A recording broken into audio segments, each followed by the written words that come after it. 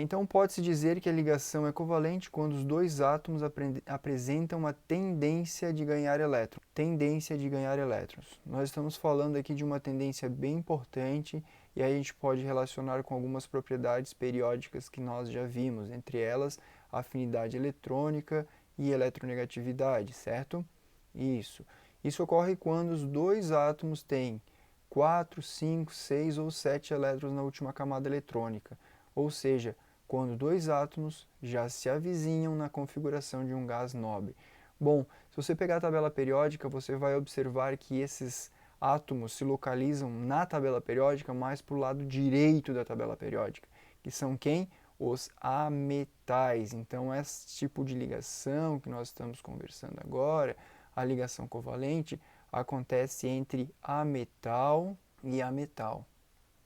Ametal mais ametal. Vimos ali um exemplo, né? Vimos alguns exemplos, por exemplo, CO2. CO2 é ametal e ametal. Outra forma de encontrar a ligação covalente é também entre ametal mais o hidrogênio. Olha o hidrogênio aparecendo aí de novo. Ó.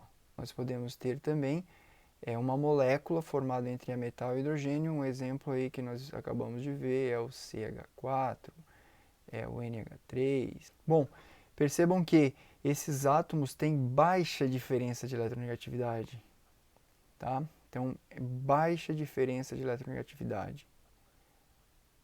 Baixa diferença em quê? Em eletronegatividade. São elementos que estão lá na família 14. São elementos, então, que se encontram na famílias 14, 15, 16 e 17.